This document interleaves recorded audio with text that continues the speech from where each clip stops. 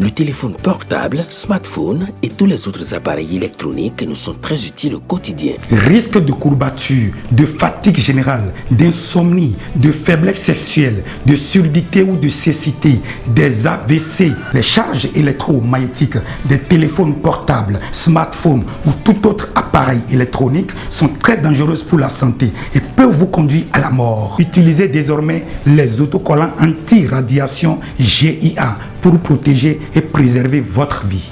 Les amis, faites comme moi, Gégé Lapino, en adoptant DMA GIA.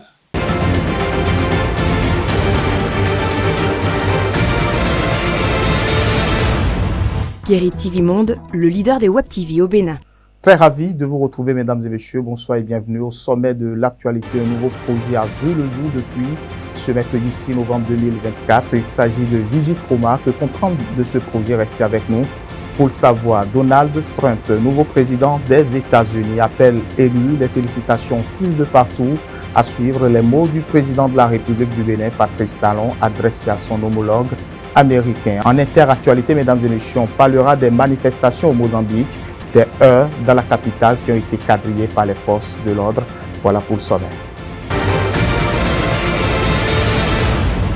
On ouvre cette édition par ces mots de félicitations, mesdames et messieurs, du président élu et vice-président élu pour leur victoire électorale. Le gouvernement de la République du Bénin se réjouit d'approfondir son partenariat avec les États-Unis, de favoriser la collaboration et de promouvoir la prospérité mondiale. C'est du moins par ces mots publiés sur les réseaux INS du Bénin Diplomatie que le Bénin a félicité les nouvelles autorités américaines. Ces mots sont intervenus suite à la réélection à la tête des États-Unis de Donald Trump. Et puis, un lancement du projet Vigitroma, je le disais en titre, ce mercredi 6 novembre 2024 à Ouidah. Le lancement du dit projet a réuni des acteurs de la santé et des partenaires qui visent à mettre en place un système de surveillance hospitalière.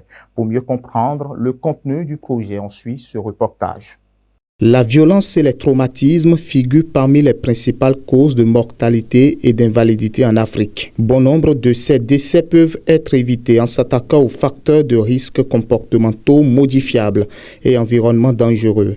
Et c'est ce qu'ont compris ces acteurs de la santé venus de divers horizons en procédant au lancement du projet PRD 2022 Vigitroma, un projet qui vise à mettre en place un système de surveillance hospitalière des traumatismes et violences au Bénin. Les traumatismes, je pense que nous avons tous été d'une certaine façon confrontés à ça, que ce soit directement ou indirectement. Il constitue la troisième cause de mortalité mondiale avec plus de 5 millions de décès chaque année. Et les conséquences de ces traumatismes sont extrêmement lourdes avec des incapacités partielles ou permanentes, physiques, mais également psychologiques. L'Afrique aussi paye un lot à ces différents traumatismes. Et en Afrique, les accidents de la route, les conflits et la violence interpersonnelle sont les principales causes de mortalité et d'incapacité liées au traumatisme. Ils représentent 11% du taux de mortalité mondial, 13% de toutes les années de vie perdues ajustées sur l'incapacité. Le projet est prévu pour durer 60 mois pour un financement de 50 000 € grâce à la coopération belge. Le gros intérêt de ce projet, au-delà du fait qu'il s'intéresse à une thématique importante que nous avons élargie, et cela a été aussi répété, nous l'avons élargi aux accidents de la vie courante, nous l'avons élargi à tout type de traumatisme et de violence, et notamment les violences basées sur le genre qui sont aussi, je pense, une priorité de santé publique à laquelle nous devons nous atteler. Pour ce faire, nous avons, comme pour le précédent projet, et nous devons évidemment compter sur des partenariats nombreux. Le professeur Glélé vous les a rappelés. Ce projet ne peut être mené si nous n'avons pas des collaborations fortes, actives, dynamiques avec tous les partenaires qui vous ont été cités. Ce sont des vrais acteurs clés, c'est pour ça, et je pense que c'est important qu'on le répète aussi, que la gouvernance de ce projet, elle nécessite un comité de pilotage. Son objectif global est de contribuer à l'amélioration des politiques de prévention adéquates en visant à mettre en place au Bénin un modèle intersectoriel de surveillance épidémiologique. Ce projet qui nous est réuni ce matin nous amène à poser plusieurs questions. Quelle est la typologie de trauma, violence au Bénin? Quelles sont les caractéristiques épidémiologiques et les facteurs de risque des traumas, violences au Bénin? On ne finit jamais de répéter. Quelles sont les caractéristiques épidémiologiques et les facteurs de risque des phénomènes spécifiques tels que les violences basées sur le genre au Bénin?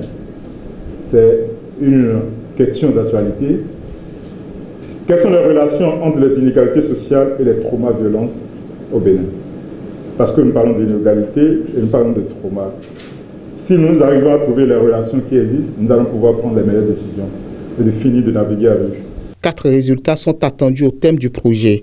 Améliorer les capacités de surveillance des traumas, renforcer les capacités de recherche et de formation de toutes les institutions partenaires en matière de surveillance épidémiologique spécifiquement trauma, violence, handicap. Le 3e résultat est que l'entrée soit porteuse ou soit renforcée et qu'elle ait une meilleure visibilité au plan national.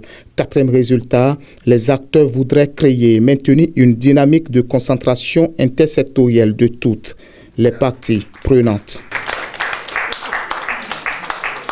La Cour de répression des infractions économiques et du terrorisme, CRIET, a rejeté ce jeudi 7 novembre 2024 la demande de mise en liberté provisoire des 18 prévenus dans l'affaire du navire échoué au large de la plage de Figueroa, selon les rapports de la radio BIP FM. L'affaire a été renvoyée au 28 novembre 2024. En effet, les personnes concernées sont poursuivies pour abus de fonction, complicité d'abus de fonction, trafic de produits pétroliers, navigation sans titre et infraction au règlement en vigueur. Parmi elles figurent des membres de la marine béninoise basée à Cotonou. Les rideaux de la 2e édition de l'atelier régional de jurisprudence francophone sont tombés ce 5 novembre 2024. C'est une bonne note de satisfaction du président de l'HJUCAF, président de la Cour suprême, Victor Dassi Adossou, que les travaux ont été clôturés avec la distinction de Komlanvi Sifou Agbam, vainqueur du prix de l'HJUCAF. Le point avec Latifat Kouenou et Patrice Ayouton.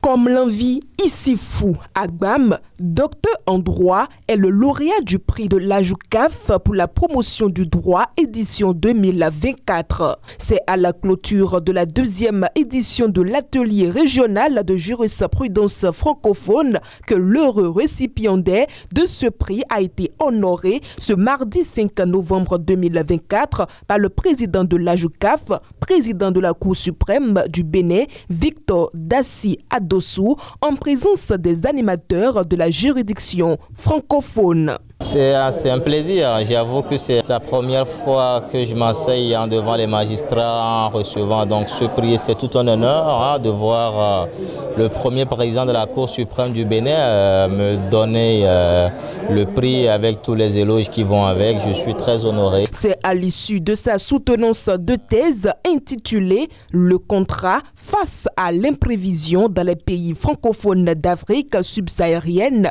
essai d'une analyse normative socio-économique défendue à Québec, au Canada, le 15 décembre 2023, que Komlanvi Sifou Agbam s'est fait distinguer. La preuve de l'existence réelle d'une promotion du droit, selon le président de la Cour suprême. Que la JUCAF travaille à la promotion du droit en dehors même de ces juridictions membres. Les travaux des assises de l'atelier régional de jurisprudence francophone, ouvert depuis ce lundi 4 novembre 2024, a permis aux juges, aux avocats et autres participants de réfléchir sur plusieurs sujets, dont l'actualité jurisprudentielle des libertés individuelles et droits fondamentaux. Que cet atelier interréseau aura participé de notre volonté et de la détermination de l'HJUCAF à donner à ses membres les moyens de répondre efficacement aux exigences contemporaines de leur office dans les conditions les plus optimales. Le président Victor Dassi Adossou se réjouit du bon déroulement des activités de cet atelier. Chacun de nous part d'ici avec une plus-value générée par cette rencontre. Nous pouvons donc légitimement affirmer que les fruits ont plus que porté la promesse des fleurs, à la grande satisfaction de nos deux secrétaires généraux. L'engouement qu'a suscité ce creuset, qui n'est qu'à sa 2e édition, me convainc personnellement, si besoin en était, de ce que s'il n'avait pas existé, il aurait fallu l'inventer. Cette 2e édition de l'atelier régional de jurisprudence francophone organisé à Porto Novo se referme ainsi sur une bonne note de satisfaction des différents membres des juridictions francophones. En interactualité au Mozambique, des échauffourées ont eu lieu ce jeudi matin entre la police et des manifestants à Maputo, la capitale. Le candidat de l'opposition à l'élection présidentielle, Venancio Mondlane, a appelé à une grande marche pour ce 7 novembre 2024 contre les fraudes électorales, point culminant d'une semaine de contestation dont la répression a été déjà fait une vingtaine de morts. On suit le point. Des premiers heurts ont eu lieu ce jeudi matin à Mazaken, un des quartiers de la capitale du Mozambique. Très tôt, la police a tiré des gaz lacrymogènes sur un groupe d'une centaine de jeunes. La colère monte dans ce quartier populaire situé près de l'aéroport. Il est totalement bouclé par les forces de police qui empêchent les manifestants de rejoindre le centre de Maputo. Pour l'heure, le centre-ville est plutôt désert. Il faut dire que le déploiement des forces de l'ordre a de quoi dissuader. L'unité d'intervention rapide patrouille dans des véhicules blindés. L'armée est aussi là. Chaque petit rassemblement est rapidement dispersé par des tirs de gaz lacrymogène et des arrestations ont été observées. Autre mesure prise par les autorités, la restriction à l'accès à Internet. Il est quasi impossible d'utiliser les réseaux sociaux, notamment. Cela fait déjà plusieurs jours que l'accès à Internet est restreint. L'Institut national des communications du Mozambique s'en est expliqué. Ces mesures ont été prises pour éviter la diffusion de contenu des vidéos, notamment qui incitent à la violence. Human Rights Watch a demandé la levée immédiate de ces restrictions qui, selon l'ONG, sont une atteinte aux libertés d'information et d'expression. Sans compter, rappelle l'organisation, que pour de nombreux Mozambicains, Internet est nécessaire pour gagner leur vie.